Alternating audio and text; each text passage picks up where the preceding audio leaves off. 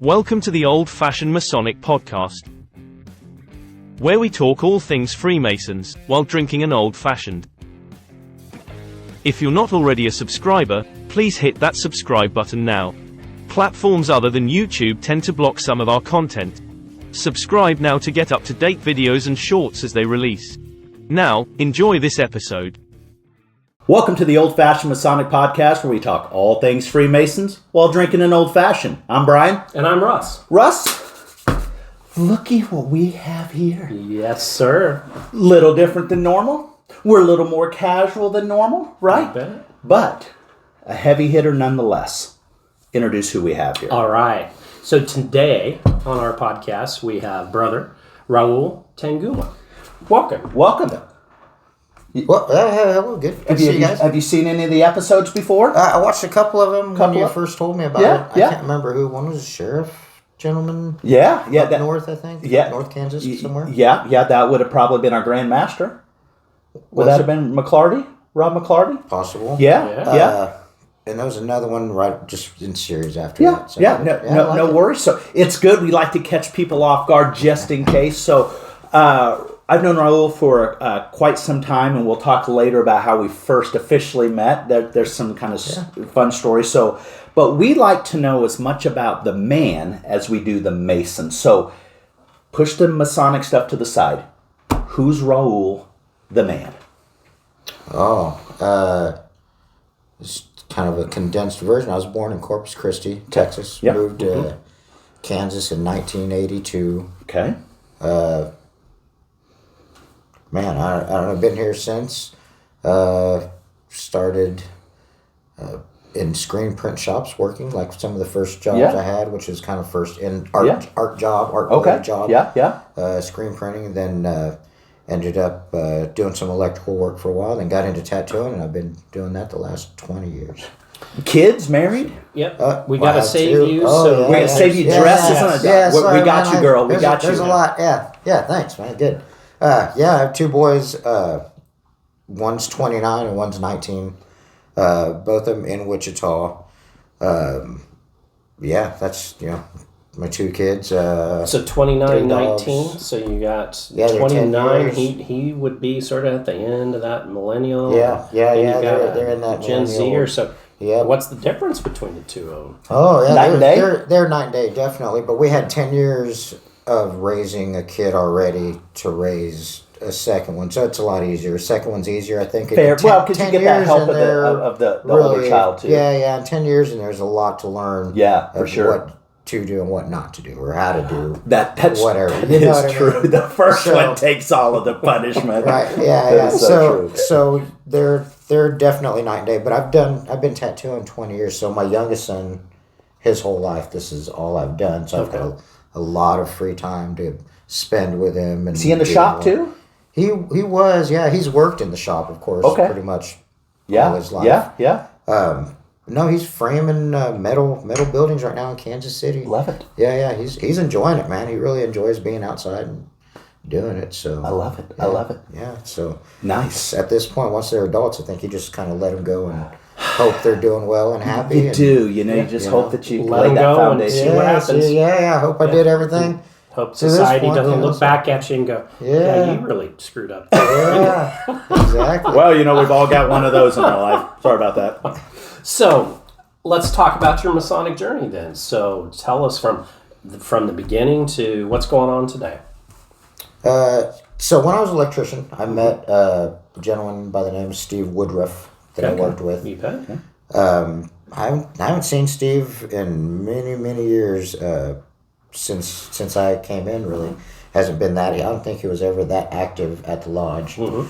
But I had asked him about it. We talked about it at the job. I also had a little bit of knowledge about the Shriners because my oldest son was a Shriners baby. His grandfather, his mom's dad was a Shriner, so that's how we got into that. He had a deformed hand when he was born, so they've pretty much took care of him all the way. I never knew that about you. Okay, 18. Yeah, nice. So, so I kind of knew about that, and that was before I had joined.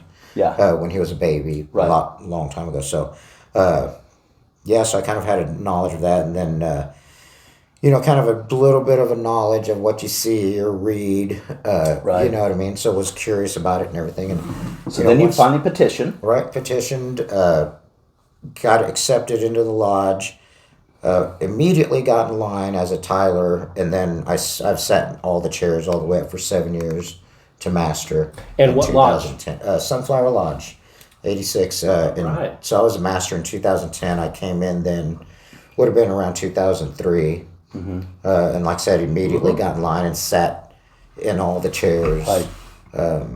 And really enjoyed it. My original idea was to join because of the shrine, because I had heard about all the cool parties they had and all that stuff. And I was like, well, yeah, that's definitely, I joined because I wanted to, for the same reason, yeah. And so, but it turned out that I never joined the shrine. Right. I'm not a member of the shrine. I never joined it. Because I got involved with the Blue Lodge, and I really, really enjoyed all of what was there. I kind of thought everything's right there. Yeah. You know what I mean? So. Well, when I came in late 2009 and then into 2010 and started doing degree work, we heard there's this younger guy over there. He's the master at Pyramid, and he kind of looks like us. He's young. He's got ink, and we're just like, wait, what? They're not a bunch of old guys in there that are just all buttoned up. No, he's like us. And so that was kind of that energy that had changed. When I joined, I was definitely one of the younger guys in the lodge. There was a lot of older guys, and I've, a lot of guys that have passed away since I've been there. But definitely was one of the younger guys, and now I'm not, of course, but it's good to see younger people joining. I think it's really hard to get people interested in something. You know what I mean? I was always interested in the history, and then you start doing the degrees, and you learn some of that stuff that's in it. Some of the work, and then it's like, that was the other thing we heard about you, is he's proficient. He knows what's going on. He'll do the degree work in the East, and it's like, I love doing that stuff, man. So you had a name out of the gate, so you inspired a lot of us younger guys. You're like, well, shit, he's paving the way. We've got to do it. Like, if this guy can do it. No, it was all of that. Look at this guy. No, it's like, he's representing our generation, so we've got to go in and represent. So it really kind of put that. And that's how that's how I feel about a lot of things. Like, if I can do it, you know what I mean? I think almost anybody. Well, I don't know if I discounted that. I feel like you're discounting it a little bit. But fair, we'll play the game. So yeah, cheers. Thanks for kind of paving the way for what we call our young guys at the time. So yeah. So in addition to just working your way through the ranks and pretty active in Brazilian jiu-jitsu, right? Yeah, man. For how long? For almost 10. I think I started when I was like 30, just before 40, 38, 39. Okay, yeah. So almost 10 years, something like that. But I've taken a few years off. That's all right. Here and there. You were in. We were in Las Vegas at the same time. I was there for something else, and you were there for. I was there for a whole week, man. Yeah. So I wish I would have known, man. I knew that you had crossed paths because we saw there's a huge competition out there. Yeah, there was, man. All it was ages big. and everything. World's competition deal. Yeah, I competed. I lost right off the bat. But you know what? It's fun to get out there. You put yourself in. It's like, let's do it. Yeah, I've competed in other, like the Pans in L.A. when I first started. It was like in 2016 and won out there, but. This one didn't go so well. What do you?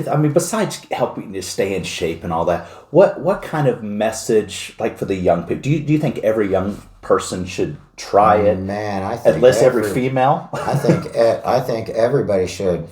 Males, females. I think the younger you are when you start, the better. I started my son really early. He was wrestling at 4, and then we started into jiu-jitsu when he was younger, and then he took off. He does soccer, so he took off. High school for jiu-jitsu, but now he's getting back into it again. So, and I've always explained to him, like, first we're training for self-defense to learn how to protect yourself, the people you love, you care about your family. Secondly, for fitness, you know what I mean, stay in shape. And then third, if you want to compete as, competitors and stuff, then, we could do that. But mainly self-defense, I think everybody should at least be able to protect yourself in some way or another. You know what I mean? Yeah. So Quick question. I have 2 questions about you being a tattoo artist. So, what's the craziest tattoo that you've ever done? And 2, what's the craziest place you've ever put one? Man, I mean, so people have always asked about the craziest tattoo I've ever done. Just for the sake of podcasting, It doesn't. You say whatever you want here. Clean, Put it wherever you want. Say whatever you want. This isn't made for kids. I've done some crazy stuff, man. But a lot of it is like, I always tell people it's relative. Like, what do you think's crazy? You know what I mean? That's fair. I mean, as far as places, I mean, I've tattooed almost all of the body except on a female. Mm-hmm. I've never tattooed a guy's junk. Never. Okay. Nah, man, okay. That's not, you know what I mean? Because you got to hold it, and I don't want to hold anybody else. Okay, all right. Never have to. Listen, 48 years, lost I've money. never actually Would held you have lost somebody money else's. on that? So I would have thought he would have tattooed. No. I don't know that I would have. So, yeah. All right. Yeah. But you got I'm close? never going to bet against you. No, like elephant ears around or anything? No, even that. I've done like my buddies, like right above here, you know. All right. But I usually put a towel down just because you're leaning on their junk. Yeah. Which, well, I mean, it is what jiu-jitsu, yeah. you know what I mean? Yeah, you're all up on people. right. But it's But just that's a little different. different. It's just a little different thing. So have you ever had somebody request a tattoo that you weren't too hip on doing, but you did because of the placement or the artwork? Not the placement, just what it represented, and you did it anyway. No. If I don't want to do something, I'm pretty. You just go. I like it. No, I'm not It doing doesn't. that. Yeah, I like it. It doesn't Yeah, make that's a awesome. difference. It's your own business. Yes. Yeah, there's so many tattooers out there. You Yeah. know, if you want some crazy, Yeah, you go somewhere else. Someone's Something that's bound to- opposite of what our belief do it. system may be. Yeah. I mean, there's tattoos that most shops just don't do. I mean, back in the days, you know, no gang tattoos, you know, no crazy racist stuff, you know. Right, what I with mean? swastikas and all of that crazy You know, stuff. any of that right. sort of crazy, really, that everybody kind of knows is not right, you know. Right, what I mean? right, And that's just right. a professionalism thing, Sure. I think. Yeah, Most of those people have their own tattoo artists somewhere, you know, so. Did I understand this correctly?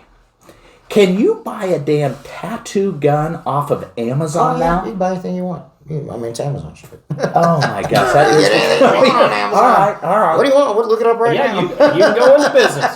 We can just lay somebody out right Hey, here they made on it the old Masonic they've really podcast made it- table. They've really made it easy, man. Tattooing is Easy for bad tattoos, you mean? Well, easy for people to get started in it. Okay, fair. You know what I mean? So they've changed the machines are a different type of machine. You have the old loud coiled, you know. Those are old. Those have been going on since 1800s, maybe. You That know what scared I mean? people away too, probably. Well, just that sound. maybe, possibly, yeah. I mean, think of the generation. You know what I mean? They're scared of everything. So surely, That's so true. if you have now, they made it's like a pen shape basically now, and it's cordless. You know what I mean? Real easy. You don't have to work up your hand. It took me like 5 years probably of tattooing just to get these muscles enough to balance this heavy machine around. You know. Yeah. Now it's real light. I mean, it's like the transition to learn how to tattoo and become a tattoo artist is a lot easier than it was. Also, everything's available, man. Fair. There's no secrets to the trade anymore. All right. Yeah, they just gave them away to everybody. Man. Just let everybody tattoo. I don't know. I think if you gave me a tattoo gun, I'm not going to put out some of the work that you put out. So You know, that's but just- here's what I always tell people is technically it's a mechanical process. I could teach you how to tattoo. I could teach you to put something on in skin, okay. whatever. You still have to have an artistic ability to color it, shade it. And you can color it and shade it one way, but it might not look as good as someone that has... Because the strokes are different. Just the way it's done, you know what I mean? Okay. Might not look as good as somebody that's an artist per se. When the skin's different too, how it hits in the skin too, right? Yeah, everybody's skin is different. Okay. So All right. that's a lot I of it. guarantee you, if he taught me, I'd still have just some blob. You know, just You'd be this. surprised. It might be a lot easier than you Folks, think. stay with us because I'm going to lure Russ into a bet that's going to involve a tattoo. And Yeah, no. he's like, no. You know, you could ask me, "Hey, Russ, would you ever get a tattoo?" And I would say, "I would entertain it." I know that. We've had that discussion. Yes. But there's no way on God's green earth that if we said, Russ, let's have a bet for a tattoo, but I get to pick it and the placement, you would say, hell to the no. Yeah. Right. Yeah. Not this guy. You don't even need to ask. This guy's too wild for that, man. I wouldn't want you to do that to me either, because I'd have some weird eyeball on my eyeball or something. All right, so back to the superpower. So we get some kind of fun questions here and there. If you could have any superpower in the world, what would you want it to be and why? Holy shit. That's a This could be made up. kind of superpower. I mean, sound good. I mean, you want to heal all the Oh, you want it sicknesses. for good. Okay, You know I what like mean? that. Wouldn't that be the... No, that's you could have proper. I mean... I we wanted to read We mine. get into crazy... Yeah, I wanted to read mine would but be that would good. probably get tiring. See, it would. We talked about that because then we referenced what would women want. Yeah, you'd get you know, tired, the man. movie Even one. if you could... You just hear people don't want to hear what half these Fair, people are okay, talking about. that's fair. You know what I mean? Okay, you talked me out of that one. Yeah, you talked me out of that one. Because I don't want anybody to ever actually read my mind. See, there's that problem. So therefore- Especially sometimes when we're here with each other. I'm like, where are you going? Yeah. They know what my mind is reading towards you sometimes. Yeah, no, they see it. They see it. All right, so we ask this a lot We do. of guests, and I think it's just sort of fun. And other hosts and other formats have asked this question a lot. So,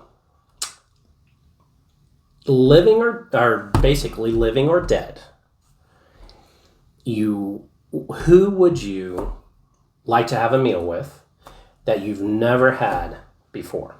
So somebody, anybody famous, family member, anybody that you've never had a meal with before, living or dead. Ooh. I mean,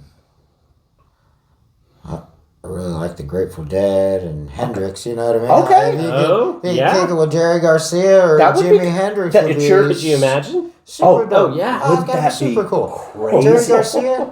We've not heard that one. That's Everyone pretty goes, cool. see, this is why we like the mix, because we hear, well, you know, there's Harry Truman and there's George...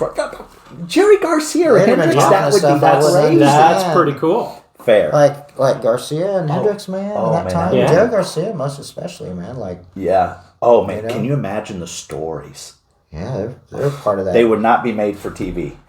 And this is being shot in November. Hendrix Yep. was Born in November, and yeah. he was Yeah. an Army veteran. Yep, Yeah. yep. So, He I was bet a you par- didn't think I'd pull that He's a out. paratrooper, wasn't he? I think? no. Yes, he was. Yeah. Yeah. Yeah. All right, so a little tough question. We don't get super controversial, but we've asked this question recently. What do you think's wrong with Freemasonry today? I don't think there's anything Or what could be wrong. improved upon? Yeah, I mean, I guess marketing is what we're talking about. Fair? Okay. I mean, really, Yeah. that's, you know, we're in an age where marketing has changed a whole lot. You know Mm-hmm. what I mean? Keeping people's attention for people make videos that are 30 seconds long. You know what I Yeah. mean? Because you can't keep that attention span. So Fair. a lot of it is marketing. But then I think you have a generation, it's instant gratification. So if there's not an immediate benefit that they see from it, then I think people are like, well, you know. So you think we're going to You know? struggle with this generation? Possibly. If we I- don't change you know, the way I that we think- maybe talk to them. Yeah. They speak a maybe. different language, so to That's speak, right? for sure. I mean, you know, groovy is not the same as, you know what I mean? Like, No, that's- absolutely. Yeah, so- just the slang Yeah. alone. But, I mean, I feel like if But I you're think- not here, you're nowhere, right? Right. Yeah, that's for most younger people for sure. But I think you got to. I guess sometimes I think in masonry people find their own purpose of why they join. What is it? Yeah. You know, and it's different for everybody. Yeah, what's their why? So you might, if you find that with, and you know, what is the main reason? You know what I mean? A lot of it is curiosity because I think a lot of people don't know about it initially. You know what I mean? So. You hear a lot about these secrets. You know, everybody wants to know secrets. Right. You know what I mean? Everybody wants to be in on the secrets. The The mystery, the you know, intrigue. so right. So I mean, I think that gets people. But then it's like, how do you, you know? How do you harness it, and Yeah. and how do you keep them interested? Yeah. All right. Yeah. Tattoos have been around a long time. But it seems like the last 20 years they've really taken off. I'll tell you a funny story. My son, and he was an adult at the time, shows up and he goes, and he had a couple tattoos. And Spencer did? oh yeah, I didn't know this. And Okay. so he said, "Well, yeah, I'm trying those out. That's not a real tattoo." And I was like, "How stupid do you think I am?" It's like, yeah, I'm trying it out, and it washes off. It's like, Did you immediately know that they were fake? yeah, they're not fake. They were real from the get-go. Oh, okay. I was stupid then. They were real from the get-go, and I knew it, and he thought that He was going to get one over on you. Yeah, and it's like, so both of my kids have ink, but there was for a while that wasn't popular, and now it's taken off. Why is that? What do you think? Man, Faddish. definitely. Okay. Definitely. And I think that's... So most people don't realize, but I think in the 90s, Dennis Rodman had a big influence on the whole tattoo culture. I agree 100%. He was the first guy out on television every night, playing ball or whatever. On the team of the generation. Yep, looking crazy, looking weird, tattooed and everything. Okay. Then you had, like Axl Rose, and those people, so it was starting to get out there. And the piercing, too, was then getting out there in the 90s. Okay. And it just got better and a little better, more I guess, mainstream. Yeah. A little more socially accepted. Yeah. My views have changed a lot over the years. My staff, no visible anything. Yeah. But, now times have changed. It's, we have business in Austin and Houston and just your pool. Now it's like, wait a minute. Dude, I go to the bank and the tellers, they're covered in tattoos. Right. Well, and a lot, like the Wichita Police Department, for example, they loosened theirs because their policy was, not, but then they wanted to hire to be the makeup of Wichita. Well, the makeup of Wichita, they have ink. Yeah. And I've tattooed, like I said, for the last 20 years, so I've tattooed through the different rules they've had for the military, for the police department. They've cycled in 20 years of what it could be. It used to be you have to cover it with your hand in the military. Then it can't be more than a certain percentage of whatever body part it's on. Right. So stay tuned in September. We're going to be talking with Raul about the history of tattoos and how those policies have changed with the military. It's fascinating. Yeah, it's changed over the 20 years slowly. Yeah. Slowly. And I think now it's like, pretty much does. What's interesting, because as we were doing research for the September episode, hand tattoos are even allowed now. And there's the AR 670-1, any Army guys out there that know if you had to do Soldier of the Year boards or any sort of promotion boards, that's that's your Army reg, so you have to know that. So, but yeah, it's changed, right? So, yeah. So I've got a would you rather, not a bird would you rather, because a bird would you rather can never make a podcast. But here's a would you rather. Would you rather have a line of all proficient B card, A card, unlimited card holders, or a line full of inspirational and motivational leaders in your lodge? You can only have one or the other. The hybrid's the right answer, but you can only have one. Yeah. All card holders or all motivational and inspirational leaders? I like the proficiency in work. You like the proficiency, okay? I like, you know what I mean? I think in itself, maybe for some people, that could be motivational inspiration. Okay. So you want them decked out when they come in, just boom, boom, boom. Oh my gosh, they're always on point. Yeah. All right. I like it. that. I like it. Yeah. I like it. The right answer obviously is the hybrid of them all. Yeah. But you didn't get that option. It was the true would you rather. So if you had a magic wand today, and but today you do, you just have one, and you could change something within Masonry or fix something that you go, I think that should be fixed within Kansas Masonry. What would you just go, I'm going to change it today? Did you like the sound effect? I did. I mean, it's hard. I really enjoy Masonry. So You do. You really are. But, what would you improve today? Everything. It needs a little tweak here and there. It doesn't have to be a drastic change. Is it our marketing? Well, that's a... Should we be able to recruit? Well, that's a quantity versus quality situation. I love that. See, that's the bait. You took the bait. Yeah, so I know. we like quality over quantity, right? Yeah. You know, I would believe rather have so. 10,000 great Masons than 20,000 okay Masons. Right. Right? Right. So I agree with You that. just recruit in the right pool. fair. Yeah. Yeah, Well, it's the like right pool. right. That's subjective too, right? What is right? Yeah. You know. Yeah. It's hard. It's hard. It's a hard one, right? Yeah. I don't know right off the bat there's anything I think of like, oh, this is definitely wrong. Would you want more people to do Masonic funerals so you and Talbot aren't doing them all the time? So those who don't know, Masonic funerals are a very important piece of what we do. That's kind of our last thing for a brother. And Bob Talbot, Jim Ralston, John French, there's a lot of guys. And you are you do a lot of Masonic funerals. I've done a lot of them. You've done a lot. And one, I don't. It's important. It's Yeah. Let I think me that's ask one you- of the biggest. It's an honor. honor to be able to do it for sure. It's awful, you know, when people pass, of course, but Yeah. definitely I feel really good being able to do that for brothers as their last request. So, out of Masonic funeral, have you ever had a hard time getting through one because that you've maybe known them. because I've you known either quite a known few. them or just the setting or something affected you emotionally, Or can you Have zone ever- out? or do you just No, Fire so through. I haven't. I did the Jim D. Berry was an old brother that taught me the funeral service. So I do it the way he taught me, basically. Okay.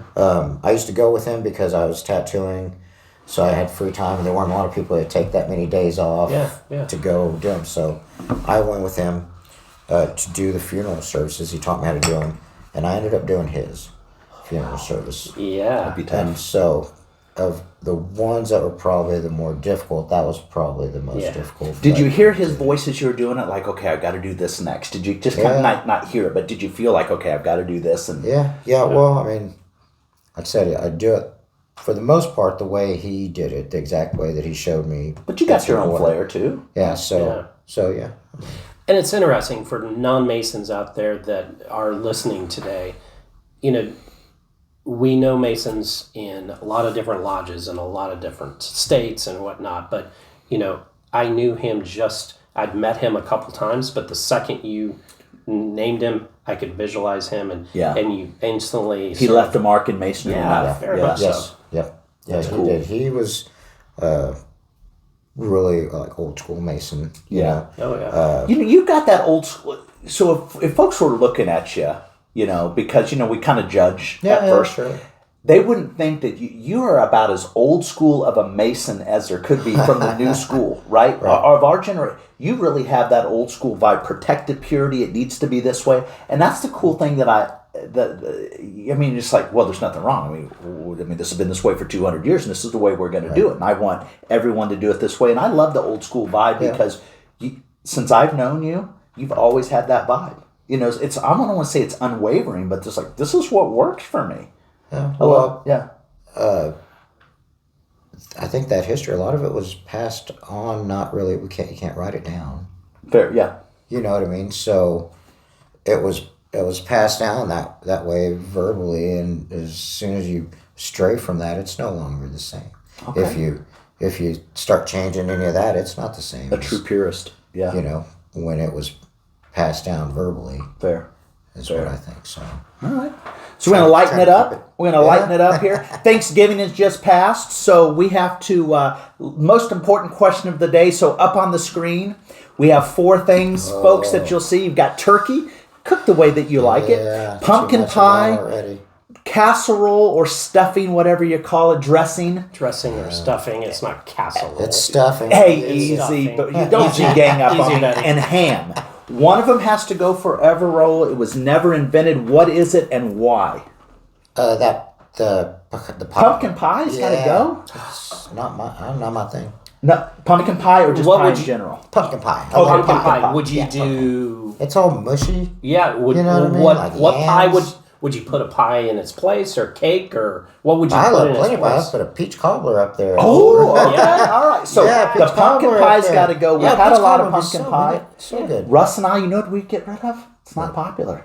We get rid of the turkey. Turkey. The turkey? Yeah, I just Russ isn't even doing turkey I'm this not year. a big No. turkey fan, honestly. But Okay, all I right. have boycotted it this Really? year. Oh my God, I'm out. boycott. Well, that's You're enough frying boycott. Hey, fried turkeys? Oh, Yeah, those yes, are good. those That's are good. probably the best way to Oh, do it. Yeah. very much Thanks so. thanks for coming on. Bro, Thanks for watching. thank you very much. Yeah, thank you. Thank you.